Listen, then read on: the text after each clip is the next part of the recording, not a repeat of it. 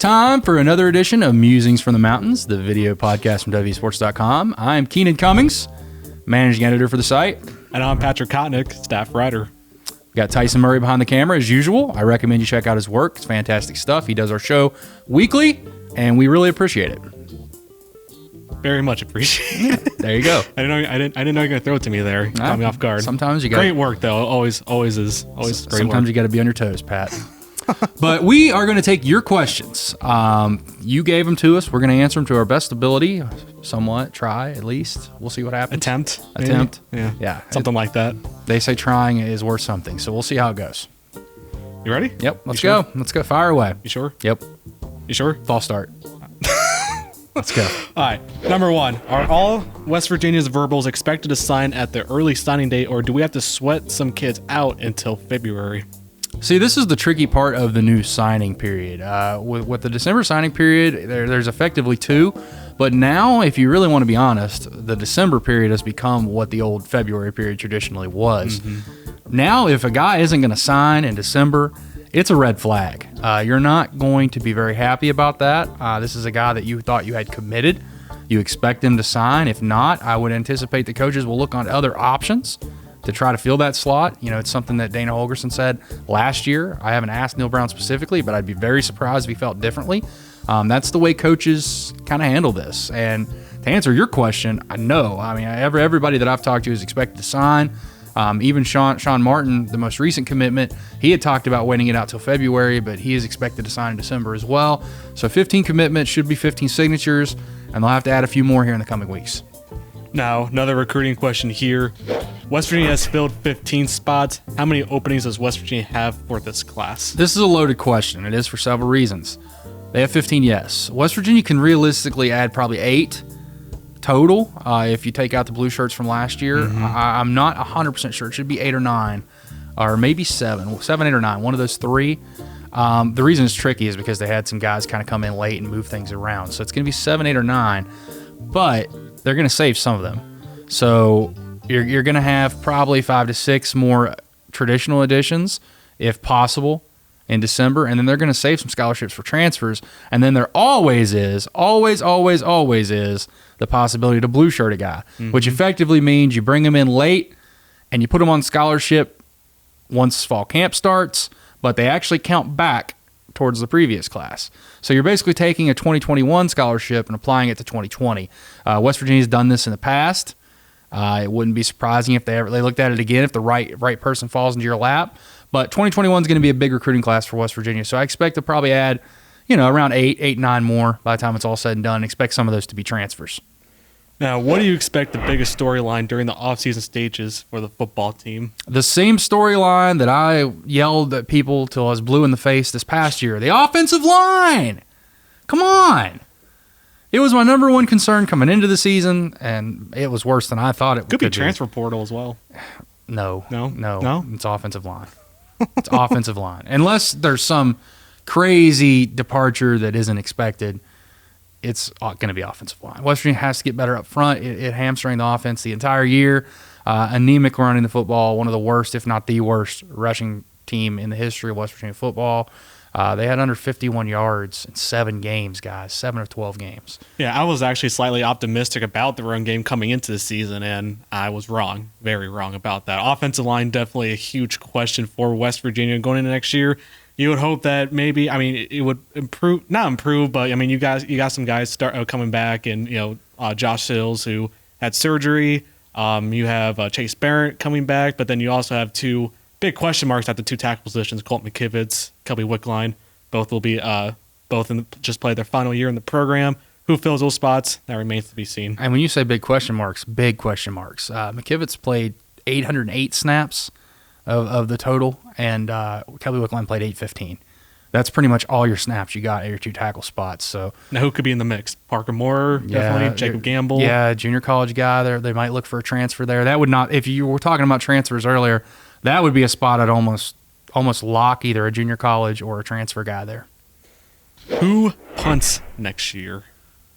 It's got to be Colton McGee. It has to, unless they use another graduate transfer. But I think that you You don't think Brown's gonna? You don't think you're gonna ask Brown about it? He's gonna say next question. No, I think maybe. I don't know. He was not happy about when I asked that in the spring or the fall. But I do think that it did prove to be an issue. They obviously went out and got a guy, so I think I was on to something. But I think Colton McGee with the redshirt year should be ready to step in and handle that. If he's not, they'll have to look for alternative methods and find another guy to do it. But it's going to be tough to fill the shoes of Josh Grouden. He was very good this year. Probably the most underrated player on the team. And punt coverage as well. I mean, up until they had only allowed, 20-some yards heading into 23 yards. 23 yards heading into the TCU game. For Jalen Rager's 70-yard return. But he's going pro, so you don't have to worry about him anymore. Exactly. Predictions on attrition. This is impossible. I mean, you hear rumors all the time. Everybody's heard rumors about certain players. You know, there's been rumors about Petaway, even Sills, stuff like that. But I don't like to comment on things like that till they become more clear. I can say as of today, which you might be watching this after the fact, but as of today, there's no new scholarship players in the transfer portal.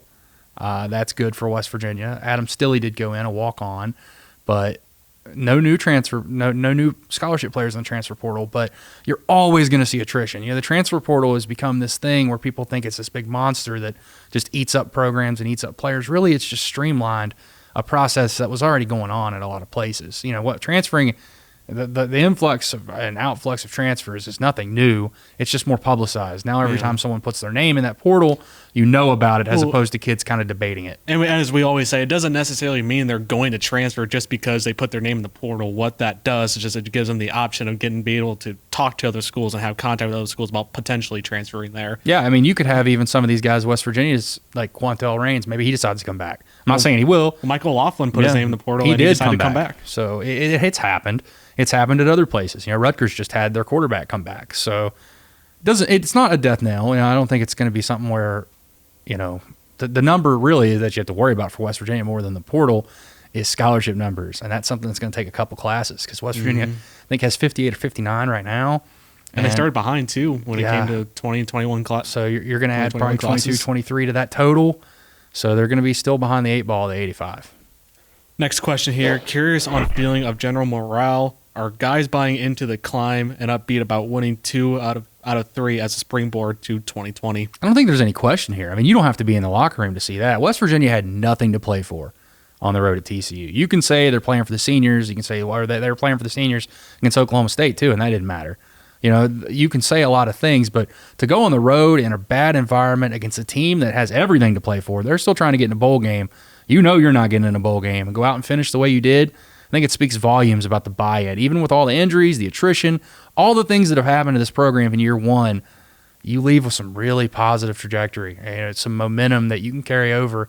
And I think it's only going to continue on the recruiting trail, as you've seen already with the last couple commitments. And Brown said following the TCU game that he really believes that they have a lot to sell kids on, whether that's the facility upgrades that are ongoing right now, a lot of underclassmen playing this year. They have a lot to sell these kids on, and you know that's a big deal for a lot of these people. We always talk about the facility. You know, it's always an arms race in the Big 12, so they got those facility upgrades coming. You know, going on the coming years. Underclassmen obviously playing a lot.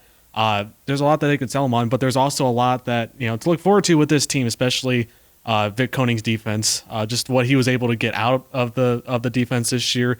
Really telling of his coaching philosophy and just the overall effort he was able to get out of the unit. And I think the biggest thing you can take from this too is just West Virginia was able to finish the season the way they did, and there was a lot of kind of chips stacked against them.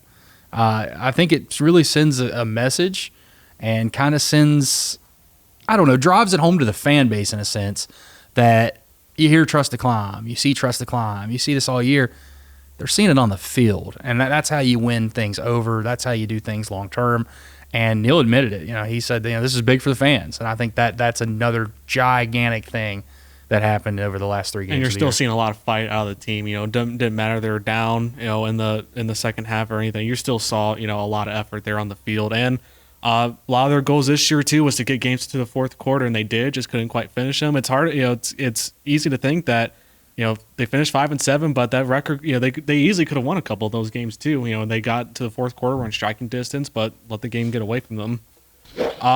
Second to last question here: do you see the hard cap of 25 being changed anytime soon? Yeah, I think it does get changed. I don't know when. It could be soon. I know there's been talk about even some, propositions to get that changed sooner than later. But with how many people are exiting programs and teams only able to fill 25 at a time, it makes getting that 85 really difficult. So I think that's something that is absolutely looked at, and it probably changes sooner rather than later. How drastically it changes, I don't know. Maybe you get 5 extra scholarships. Maybe you get 1 scholarship back for every guy that goes in the portal. Maybe you do the blah, blah. Yeah, we can figure it out and debate it all you want.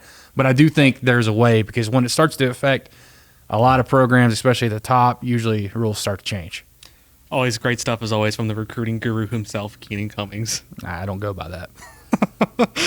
Final question here. Is Austin Kendall staying? If not, will West Virginia look for a JUCO or a transfer quarterback? I don't know right now. You could make arguments either way. It's his last year. Maybe he wants to ride it out in Morgantown, or it's his last year. Maybe he wants to play somewhere, because it seems pretty apparent at this point that Jared Daigie's at least your front runner at worst heading into next year. So we'll see if he does leave. I don't know if they can, because you got Garrett Green coming in, and you have Trey Lowe still on the roster, and you got to walk on to Trent Jackson. Maybe you go with 3 next year. I could see it, yeah. It'd have to be the right guy in the right situation, but I'm not going to say it's a guarantee if Austin Kendall would leave, because they've got spots to fill in other slots and not a lot of spots to do it. That's it.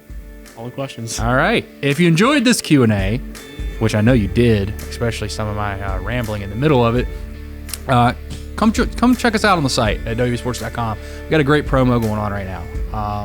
I recommend awesome promo. Yeah, you can get free gear and discounted subscription. You can't ask for anything more than that. It's holiday season. Get your swag on. But thanks for tuning in again. This has been another fun-filled edition of Musings from the Mountains.